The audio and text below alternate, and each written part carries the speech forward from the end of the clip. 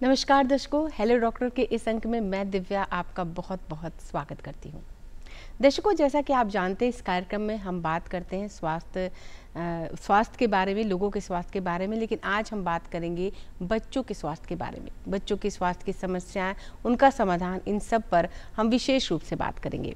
और इस पर बातचीत करने के लिए हमारे साथ प्रसिद्ध शिशु रोग विशेषज्ञ विनय रंजन जी हैं। सर, सबसे पहले तो आपका हमारे इस कार्यक्रम में बहुत बहुत स्वागत है। सर, पहला सवाल मेरा यही रहेगा कि आज जो मौसम हम देख रहे हैं उसमें बहुत ज़्यादा लोग बीमार पड़ रहे हैं, बच्चे खास तौर पे। नवजात शिशु की अगर हम बात करें तो अभी जो बच्चे जन्म ले रहे हैं, न्यूली बॉर्न हैं, उनके स्वास्थ्य की देखभाल हम कैसे कर सकते हैं? जी बिल्कुल, ये अच्छा क्वेश्चन है। जो बच्चे जन्म लेते हैं सबसे पहला काम क्या होता है, उनको माँ का दूध दिया जाए। उससे बेस्ट वो पहला वैक्सीन होता है बच्चों के लिए जो प्रिवेंट करता है रोगों से। तो मेरा कोशिश यही रहता है, लोगों से ये कहना होता है कि जल्द से जल्द अगर डिलीवरी हुई विदिन 2 आवर्स बेबी को माँ का दूध दिया जाए। और ड्यूरिंग 6 मंथ तक, 6 महीने तक माँ का दूध छोड़ के कोई भी आहार बच्चों को, इवन पानी तक इस गर्मी के मौसम में देने की ज़रूरत नहीं है। लोगों को दिमाग में रहता है कि पानी देना चाहिए, गर्मी बहुत है। जो दूध है उसमें 80 to 90% वाटर ही है, तो अलग से पानी देने की ज़रूरत न है। हाँ, इस मौसम में बच्चे ज़्यादा बीमार पड़ते हैं क्योंकि डिहाइड्रेशन का खतरा ज़्यादा होता है। तो ऐसे छोटे बच्चों को खास करके इस धूप के मौसम में कम से कम बाहर निकाला जाए, माँ का दूध दिया जाए, तो ऐसे बच्चे कम बीमार पड़ते हैं और उनका जो स्वास्थ्य है वो ज़्यादा डेवलप करता है। सर, उमूमन धारणा है कि अगर नवजात बच्चा है तो उसको पंखे और एसी सबसे इतनी गर्मी में दूर रखे, लोग लपेट के रखते हैं बच्चों को बहुत ज़्यादा। क्या कहेंगे कि क्या पंखे का हवा या एसी वगैरह थोड़ा बच्चों को दिया जा सकता है जो न्यूली बॉर्न है? जी बिल्कुल, अभी मौसम गर्म है, बाहर का टेम्परेचर 40 डिग्री तक पहुंचा हुआ है। अगर ऐसे में बच्चे को लपेट के रखेंगे तो बच्चे का टेम्परेचर और बढ़ जाएगा। जो बुखार आता है, लेके हमारे पास आते हैं कि बच्चे को बुखार आ रहा है, अगर आप देखने जाएं तो घर में उन्होंने पंखा भी बंद कर दिया है, बच्चे को लपेट के किसी किसी को तो कंबल में रखा है कि बच्चे को ठंड ये बहुत बड़ा सवाल है सर। फीवर आने पे लोग सोचते हैं कि कंबल से ढक दें, फीवर है ये। अगर किसी चीज़ को हम बोलते हैं अपने क्लिनिक में कि किसी चीज़ को अगर गर्म रखेंगे, लपेट के रखेंगे तो और गर्म होगा, बुखार उतरेगा नहीं, बुखार और बढ़ जाएगा। तो इस मौसम में बच्चे को रूम में अगर एसी चलाना है तो 28 तक चला सकते हैं, पंखे में रखना है, कम से कम ढकना है, कॉटन का ही कपड़ा पहनाएं और लूज फिटेड कॉटन पहनाएं, जिससे कि एयर पास होते रहे, सर्कुलेशन होते रहे और बच्चा गर्म कम होता है, जिससे जो बुखार आने की संभावना बच्चों में घट जाती है। जी, नहलाते नहीं हैं लोग सर बच्चों को। अगर नाभि गिर गया है, जनरली अमूलन हम लोग बोलते हैं कि 14 दिन के बाद नावेल अगर उनका गिर गया है तो बच्चे को डेली बात कराना चाहिए। उससे गंदगी भी दूर होती है, बच्चा भी रिलैक्स होता है, अच्छे से दूध पी के आराम से वो सोता है।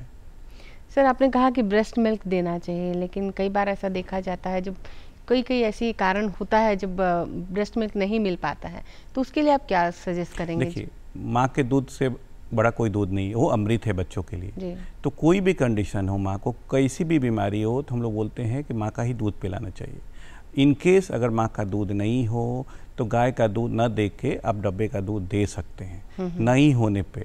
लेकिन अगर माँ का दूध दिया जाए तो बच्चे के जो इम्यूनिटी है वो बहुत ही अच्छा डेवलप करती है इन रिस्पेक्ट ऑफ डब्बे के दूध से। और डब्बे के दूध देने से बच्चों में मोटापा होने की संभावना भी होती है। जो आने चाइल्डहुड ओबेसिटी जो है, ये वर्ल्ड का भी बर्निंग टॉपिक है।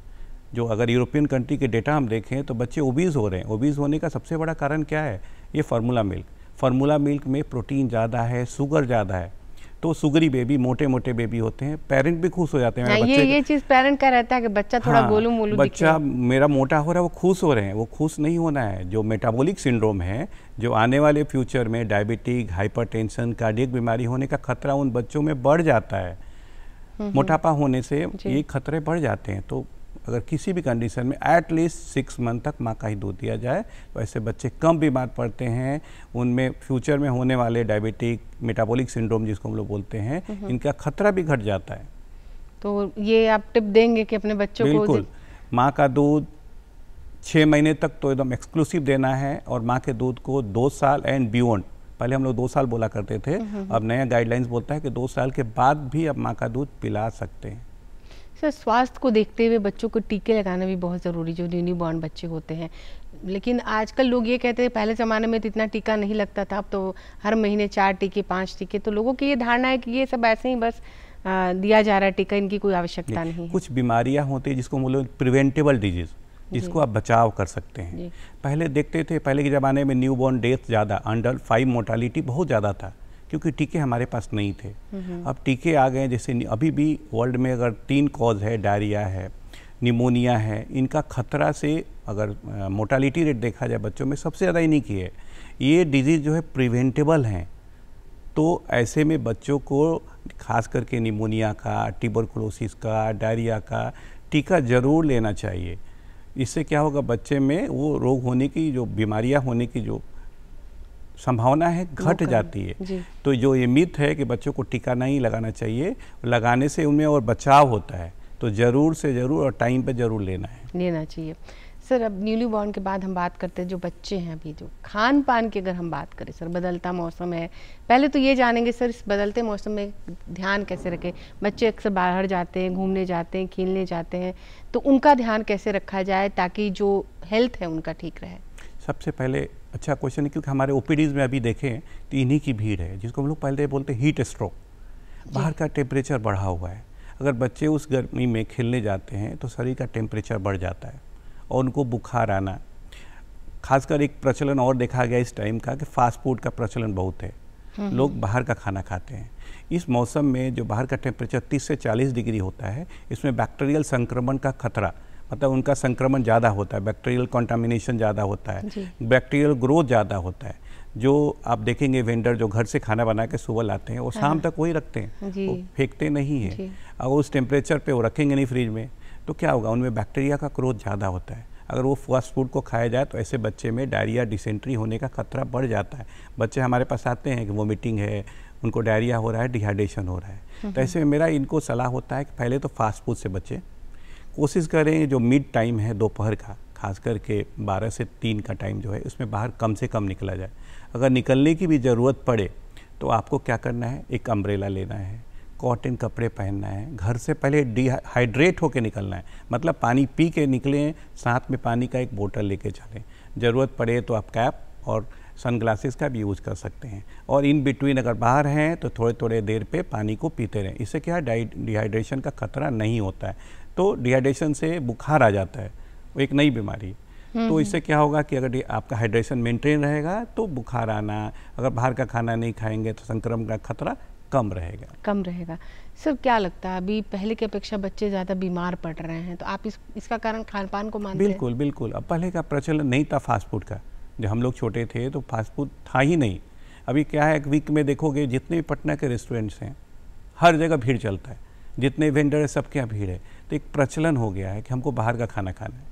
पहले ये प्रचलन कम था, इस प्रचलन को हमको कम करना है। माओं को अगर देना है तो घर में बना के दें, क्योंकि उनमें क्या है, एक तो जो भी इंग्रेडिएंट्स है वो अच्छे यूज़ नहीं करते हैं। फास्ट फूड से मोटापा खतरा बढ़ जाता है। अभी जो बताइए, इस मौसम में बैक्टीरियल का संक्रमण होगी, खतरा भी बढ़ जाती है। तो बीमारी का मूल एक कारण ये भी है कि हम लोग बाहर के खाने पे ज़्यादा आश्रित हो गए हैं। जो पिज़्ज़ा है, बर्गर है, तो बेबी भी आपका बर्गर और पीछे की तरफ मोटा हो जाएगा। तो बाद में जिसको हम लोग बोलते हैं मेटाबॉलिक सिंड्रोम में, वो फ्यूचर में उसको डायबिटीज़, हाइपरटेंशन, कार्डियक बीमारी का खतरा बढ़ जाता है। इसीलिए शायद न्यूली बॉर्न को 2 साल तक आप लोग मना करते हैं शुगर और सॉल्ट के लिए। खास करके जब बच्चा जन्म लेता है, 6 महीने का टाइम होता है, जो हम लोग बोलते हैं अन्नप्राशन कराना है। अन्नप्राशन में हम लोग जरूर ये समझाते हैं कि क्या देना है। तो पहला हमारा कोशिश होता है कि इस बच्चे को नमक और चीनी ना दिया जाए। इससे क्या होगा कि शुगरी कंटेंट कम जाएगा, तो बच्चे का जो किडनी पे लोड हो वो कम पड़ता है। इसलिए आप लोग हम लोग कम से कम 1 साल तक के बच्चे तक को शुगर और सॉल्ट कम लेने की सलाह देते हैं और नहीं लेने की सलाह देते हैं। सर, ओपीडी में भी सबसे ज़्यादा कैसे केसेस आ रहे हैं? अभी इस टाइम पे हमारा ओपीडी में 40 to 60% केसेस है एक्यूट गैस्ट्रोएंटेराइटिस, मतलब diarrhoea, dehydration, heat stroke. 40 to 60% ये बच्चे हमारे पा रहे हैं कि हमको उल्टी हो जा रहा है, बुखार आ जा रहा है, दस्त हो रहा है। सबका मूलतः कारण हीट स्ट्रोक और कंटामिनेशन खाना है। जड़ में खाना है, तो पानी की पूरी सलाह दे रहे हैं कि पूरा हर टाइम पानी पीते रहे, मतलब कि एक अपने आप को हाइड्रेट करते रहें। तो सलाह क्या होगा कि अभी इस टाइम पे फ्रूट्स का सीजन है, वाटरमेलन है, ऑरेंजेस है, मैंगोज है। तो फ्रूट में क्या है कि हाइड्रेशन से कि आपको न्यूट्रिएंट्स भी मिलते रहेंगे और जो पानी की कमी है वो भी पूरा होते रहता है। तो फ्रूट्स ज़्यादा खाएं, पानी ज़्यादा पिएं, इससे डिहाइड्रेशन का खतरा कम रहेगा। तो ये चीज़ सलाह आप बच्चों को देते हैं, उनके माओं को देते हैं किस तरह से? खान पान की अगर हम बात कर रहे थे सर अभी, तो बाहर का तो फास्ट फूड जो भी है, घर में भी लोग मैगी बहुत ज़्यादा प्रचलन में है, मैगी बना दो, पास्ता बना दो, तो ये भी चीज़ें सर घर में ही बनती है, लेकिन ये क्या हानिकारक ये घर की है नहीं, घर में बनती हैं लेकिन है फास्ट फूड। हाँ, आप देखोगे कि पेपर में न्यूज़ में पढ़ोगे MSG वगैरह उसमें डाला रहता है। ऐसे इंग्रेडिएंट्स हैं जो स्वास्थ्य में फ्यूचर में कैंसरोजेनिक है। तो हम नहीं सलाह देते हैं कि अपने रेगुलर कभी वंस इन ए वीक हो गया, वंस इन ए मंथ कभी खिला दिया, बच्चा आपका परेशान कर रहा है तब ठीक है। इसको डेली रूटीन में ना लाएं। किसी चीज़ को आप रोक नहीं सकते हैं तो कम जरूर कर सकते हैं। तो हमारा सलाह ये होता है कि आपका बच्चा जिद कर रहा है तो उसको एक रूल बना दो, वंस इन ए वीक, अब चलो संडे को मिलेगा। अब हर दिन हम मॉर्निंग में ही मैगी खिलाएं तो ये अच्छा नहीं है जी। तो बच्चे मतलब माँ बाप का ये शिकायत रहती है कि वो रोटी नहीं खाना चाहते हैं, सब्जियां नहीं खाना चाहते हैं, तो ये तो मुझे लगता है शुरू से ही आदत लगवानी चाहिए बच्चों को। हमारे पास कंप्लेन क्या आता है, बच्चा मेरा नहीं खाता है लेकिन उसको बर्गर और पिज़्ज़ा और मैगी दे दो खा लेता है। तो उसको एपेटाइट है, वो सेलेक्टिव एपेटाइट है, वो डेवलप कर चुका है अपने आप को अपने कुछ स्वाद के प्रति। उनमें क्या हो जो फास्ट फूड होते हैं उनमें इंग्रेडिएंट ऐसा होता है कि उनको टेस्टी ज़्यादा होता है कंपेयर टू होममेड फूड, उनका टेस्ट अच्छा होता है, बच्चे उसको ज़्यादा लाइक करते हैं जी। तो आप उनको दोगे तो ऐसा नहीं एपेटाइट नहीं है, ये क्वेश्चन ही गलत हो जाता है कि बच्चा मेरा नहीं खाता घर का खाना नहीं खाता है, क्योंकि हम लोगों ने इस तरह से उसको डेवलप ही नहीं किया है। तो शुरू से कम मेरा यह सलाह होता है माँ बाप को कि 2 साल तक एटलीस्ट बच्चे को बाहर का खाना का टेस्ट ही ना लगाएं, घर का खाना खिलाएं तो उसको डाइवर्सन ही नहीं मिलेगा कि ये खराब है ये अच्छा है, हाँ यही खाना ही हमको रहेगा उस चीज़ का। सर एक और अभी अहम बात यह है, कोरोना सर फिर से अभी देख रहे हैं पांव पसार रहा है, जगह जगह केसेस बढ़ रहे हैं, पटना में भी 1-2 केसेस मिले हैं। बच्चों को किस तरीके से बचाव कर सकते हैं सर? देखिए कोरोना से बचाव है, इसको आप रोक नहीं सकते। बचाव कैसे करते हैं, हम लोगों ने बहुत अच्छे आदत सीखा था कोरोना के बारे में कि दूरी बना के 2 गज की दूरी बना के रखें। तो कहने का मतलब क्या है, दूरी, आप भीड़ भाड़ से बचें, जहाँ भीड़ भाड़ है उन पे जगह पे बच्चों को न ले जाएं। फर्स्ट, बाहर से जब भी आएँ अपना हैंड हाइजीन हम लोगों ने बहुत अच्छे से सीखा था, हैंड वॉश का तरीका, उसको अभी नहीं भूलें। इसको अपने रूटीन में डाल दें कि बाहर से आना है बिना हाथ धोए नहीं खाना है। ज़रूरत पड़े अगर भीड़ भाड़ जगह पे जाने के भी तो मास्क का यूज़ करें। तो बचाव, प्रिवेंशन ही बचाव रोग से। कोरोना का हमने टीका हमने ले लिया, लेकिन ये स्ट्रेन जो है हर दिन बदलता रहता है।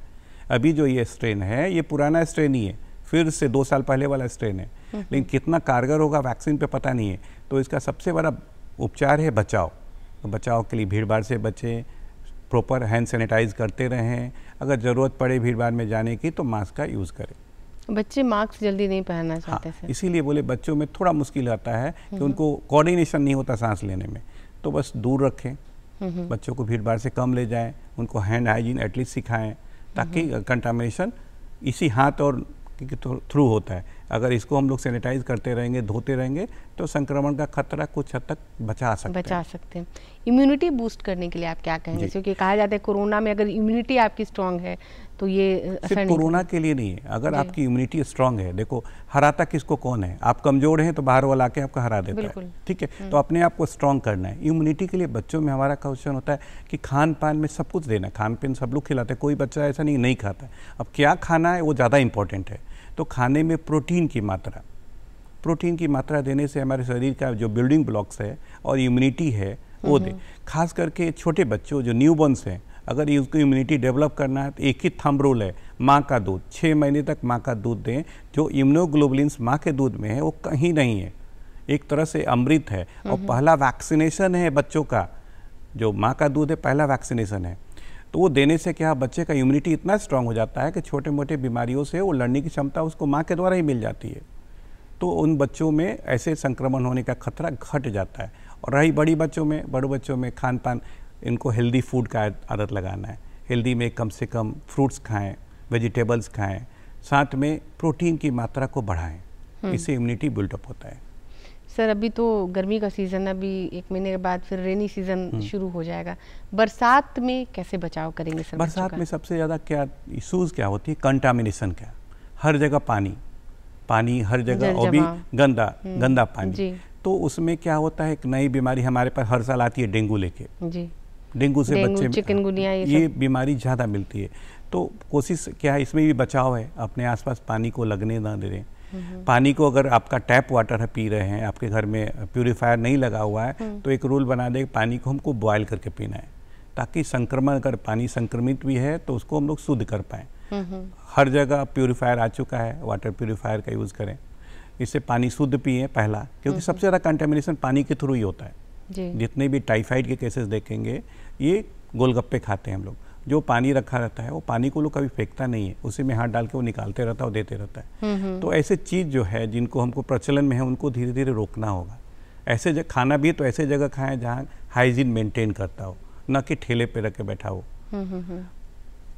ठीक है, ऐसे। और जो कुछ डायरिया की वैक्सीन्स हैं जिन्होंने नहीं लिया हो, वो बच्चों में डायरिया का जो टीका आता है उसको लेना चाहिए।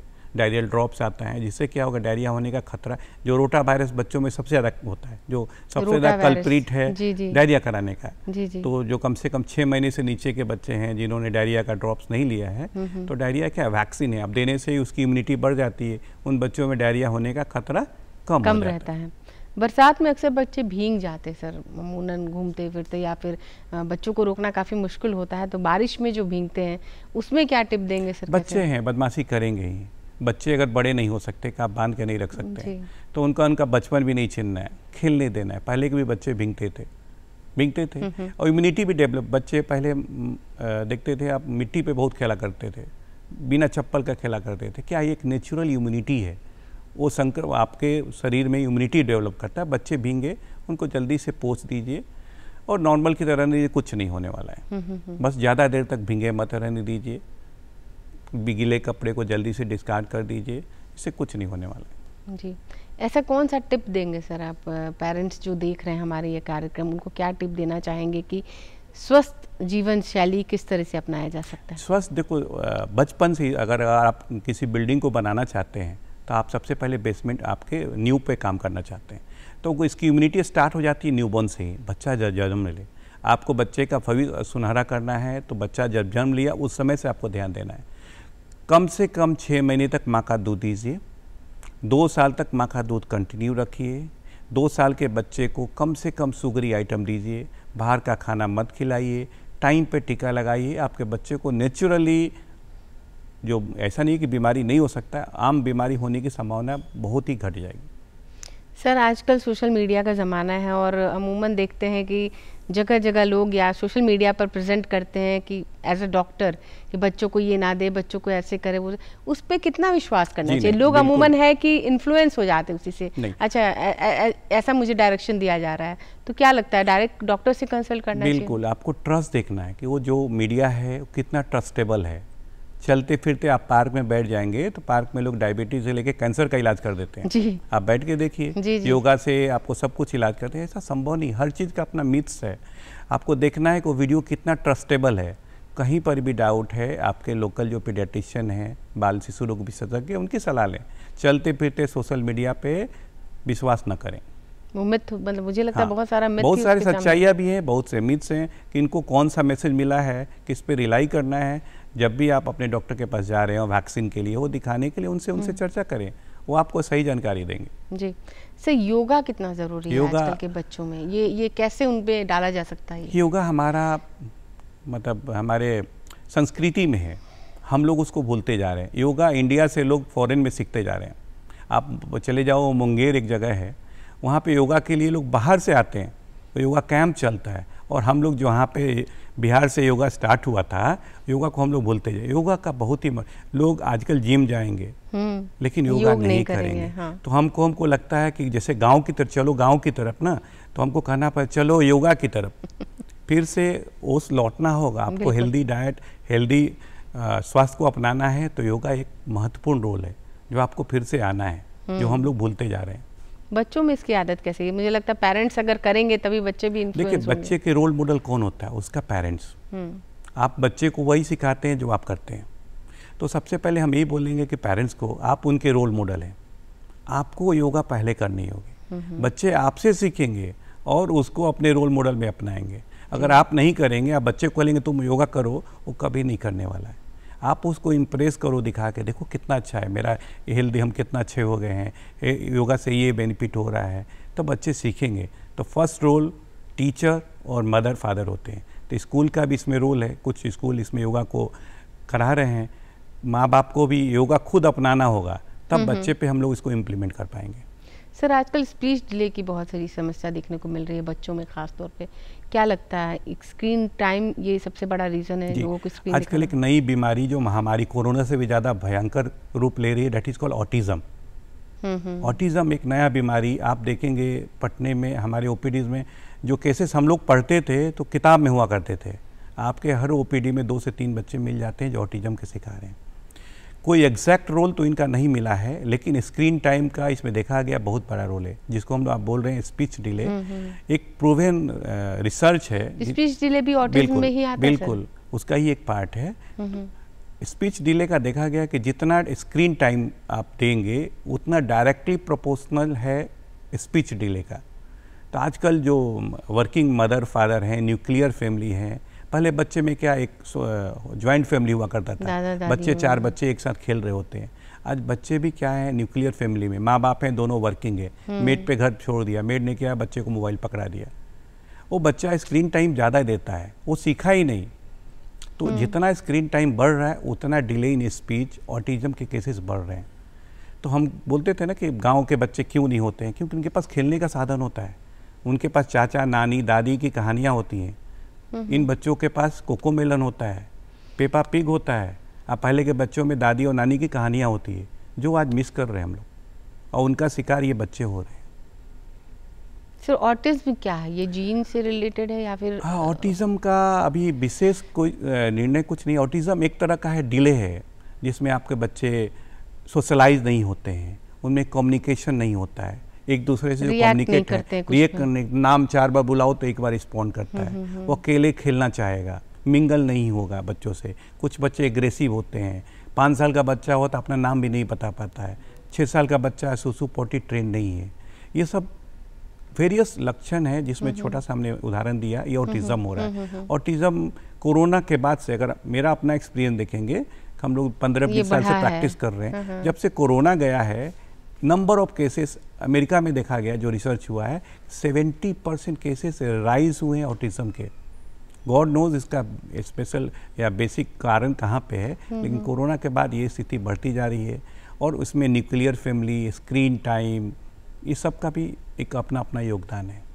सर कैसे पहचानेंगे, अलर्ट साइन क्या है कि बिल्कुल बच्चों कैसे वॉच करें बच्चों को? बिल्कुल, आपका 2 साल का बच्चा हो, बच्चा अपना नाम नहीं बताता हो, आप 4 बार बुलाते हैं उसका नाम लेके बच्चा रिस्पॉन्ड नहीं करता हो, बच्चा मामा पापा नहीं बोलता हो, घर में बच्चे हैं उनके साथ वो मिंगल नहीं होता है, खेलता नहीं है, एग्रेसिव होता है या बहुत शांत रहता है, एक ही जगह पे कूदता है, सोफा पे फांदता है, 1 मिनट भी नहीं बैठता है, ये अलर्ट साइन है, रेड सिग्नल साइन है कि हमको अपने पीडियाट्रिशियन को इसको बताना चाहिए, ये दिखाना ज़रूरी है।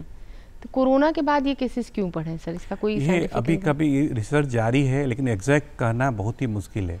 लेकिन ये जरूर बोल सकते हैं इस काल के बाद से कोरोना केसेस एकाएक बढ़े हैं, क्योंकि कोरोना के टाइम देखिए क्या हुआ था, सब लोग सेपरेट हो गए थे, घर में बंद हो गए थे, कॉलेज स्कूल सब बंद है। अब सोर्स ऑफ एंटरटेनमेंट क्या था, टीवी मोबाइल स्क्रीन लैपटॉप। तो बच्चे ने इस टाइम, और स्कूल भी क्या हो गए थे, ऑनलाइन हो गए थे, तो इस टाइम बच्चों का इंटरेक्शन जो सोशल मीडिया से हुआ बहुत ज़्यादा हुआ है। तो ये भी एक कंट्रीब्यूटरी फैक्टर है कोरोना के बाद से क्यों बढ़े हैं केसेस। जी सर, ऑटिज्म के लिए माँ बाप को क्या ये करना चाहिए प्रयास कि क्या ये क्यूरेबल हो सकता है सर, ऑटिज्म ठीक हो सकता है? जनरली आप अगर उसमें क्या है, थेरेपीज होते हैं, बेसिकली ABA है, स्पीच थेरापी है, ओक्यूपेशनल थेरापी है, ये थेरापी बने हैं जिनसे इनको ठीक किया जा सकता है। मॉडिफाइबल डिजीज़ है, ये जन्म से नहीं हुआ है, ये बच्चे को बाद में लगा है, इसको मॉडिफाई कर सकते हैं, आप ठीक कर सकते हैं। तो सबसे पहले स्टार्ट करना कहाँ से कि बच्चे को मिंगल रहिए, आप उसके साथ खेलें, स्क्रीन टाइम ना दें। आपको नहीं है तो आप घर में किसी के साथ, मेड का ही बच्चा हो तो उसको दे दो कि भाई इसके साथ खेलो, न कि मोबाइल दे दो। स्क्रीन टाइम से दूर रहें, मिंगल रहें बच्चे के साथ सोशल एक्टिविटी करें। आपके पास अगर वर्किंग है 2 घंटा ही टाइम मिलता है, 2 घंटा बच्चे के साथ मिंगल है। कोई भी अगर सिग्नल आपको साइंस रखता है कि नहीं मेरा बच्चा रिस्पॉन्ड नहीं करता है, नहीं सुनता है, नहीं बोलता है, एग्रेसिव होता है, खूब कूदते रहता है, बैठता नहीं है, तो अपने निकटतम जो पीडियाट्रिशियन है उनसे संपर्क करें। इसका स्क्रीनिंग होता है, जब हम लोग ऑटिज्म स्क्रीनिंग करते हैं, स्क्रीनिंग करके हम लोग डायग्नोस करते हैं कि आपके बच्चे को कितने लेवल का ऑटिज्म है, माइल्ड है, मॉडरेट है, सीवियर है, इसके लिए कौन सी थेरेपी देने की ज़रूरत पड़ेगी, वो हम लोग एडवाइस करते हैं, ये बताते हैं। जी सर नवजात शिशु की अगर हम बात करें तो पहले के ज़माने में बच्चों को कोई भी तेल से मालिश कर देना, पाउडर लगा देना, काजल लगा देना, लेकिन अब जो है वो डॉक्टर्स मना करते हैं इन 3 चीज़ों को लगाने के लिए, अमूमन जनरली देखा जाता है। लेकिन सर घर में लोग इस चीज़ को लेकर बहुत है कि हमने तो बच्चे ऐसे पाल लिए। बिल्कुल, हमारे पास दादी और नानी आती है, कहते हैं कि आप लोग को भी यही लगाया गया होगा। हम सरसों के तेल से जो क्या सबसे कल्प्रिट है कि इराटोजेनिक होता है वो, अगर प्योर तो होता नहीं है, प्योर भी रहे, अगर जहर प्योर है तो जहर ही रहेगा जी, ठीक है ना। हम अपने क्लिनिक में बोलते हैं, वो कहते हैं कि मेरे घर का है। हाँ। हम बोले आपके घर का जहर है तो जहर ही रहेगा, बदलने वाला नहीं है। तो सरसों से क्या होता है कि रिएक्शन स्किन का बहुत होता है। अगर रगड़ के मसाज किए तो शरीर में लाल लाल दाने निकलने लगते हैं। सिर पे लगाया जाए तो क्रेडल कैप बनता है, चमड़ी टाइप का जो लोग हिंदी में बोलते हैं, वो जमने लगता है। इससे खतरा बढ़ जाता है। अगर मालूम है ये लगाने से ये हो रहा है, जो पहले हम लोग ऑब्जर्व नहीं कर पाते थे, तो हम लोग मना करते हैं। कैंसर का कारण, लंग कैंसर में पाउडर का भी बहुत रोल है। तो हम लोग टेल्कम पाउडर अनलेसली अगर रिक्वायर्ड हो, आपका डॉक्टर ने प्रिस्क्राइब की हो तभी लगाना है, तो ना लगाएं। मसाज जरूरी है, बच्चे को करना है तो नॉर्मल वर्जिन कोकोनट ऑयल आता है, आप उससे एक बार मसाज करो ताकि मसल्स का ग्रोथ अच्छा होता है। तो मसाज का मतलब नहीं पहलवान बनाना, उसको दिन भर 4 बार 5 बार मसाज नहीं करना, एक बार जेंटल 2 बार मसाज कर ले, उसको बेच दे, बच्चा आपका ठीक रहेगा। जी सर, जाते जाते हमारे दर्शकों को क्या टिप देंगे, अभिभावक से क्या कहना चाहेंगे जो पेरेंट्स हैं? देखिए, आज के सोसाइटी में बच्चों में जो बीमारियां हो रही है, हम उसको प्रिवेंट कर सकते हैं। 2-3 चीज़ों से प्रिवेंट कर सकते हैं। हेल्दी डाइट, रोल मॉडल, आप बच्चे का अपना रोल मॉडल भी नहीं, आप उसके सामने बर्गर खाएंगे और बच्चे को बोलेंगे रोटी खाओ तो वो नहीं खाएगा, तो आप उसके रोल मॉडल बनिए। आप आदत लगाइए कि देखो हम ऐसे योगा करते हैं, हम हेल्दी डाइट खाते हैं, हम फ्रूट्स खाते हैं, तो वो भी खाएगा। 2 साल तक बच्चे को बाहर का आदत ना लगाएं। तीसरा सबसे इम्पोर्टेंट है इस बिजी शेड्यूल में, बिजी लाइफ में, कि स्क्रीन टाइम को 0, screen time should be 0 below 2 years. 2 साल से छोटे बच्चों को स्क्रीन टाइम ना दिया जाए। इससे क्या होगा, और कुछ प्रिवेंटेबल डिजीज़ है, जो वैक्सीनेशन बहुत ज़रूरी है। मिथ पे न जाएं, अपने बच्चे को time to time, at least government schedule है वो वैक्सीन जरूर लगाएं। सर, इतनी महत्वपूर्ण जानकारी देने के लिए आपका बहुत बहुत धन्यवाद। मुझे लगता है हमारे दर्शक जो हैं वो आपकी इन बातों से ज़रूर लाभान्वित होंगे। थैंक यू, धन्यवाद। तो आज हमने बात की शिशुओं में होने वाली बीमारियों के बारे में, उनके स्वास्थ्य के बारे में, उन्हें कैसे ठीक किया जा सकता है, क्या टिप महत्वपूर्ण हमें डॉक्टर साहब ने दिया है। मुझे लगता है दर्शक इससे ज़रूर लाभान्वित होंगे और लाभ उठाएंगे। अगली बार इस कार्यक्रम में एक नए मेहमान के साथ मैं फिर हाजिर होंगी। तब तक के लिए दिव्या को दीजिए इजाज़त। नमस्कार।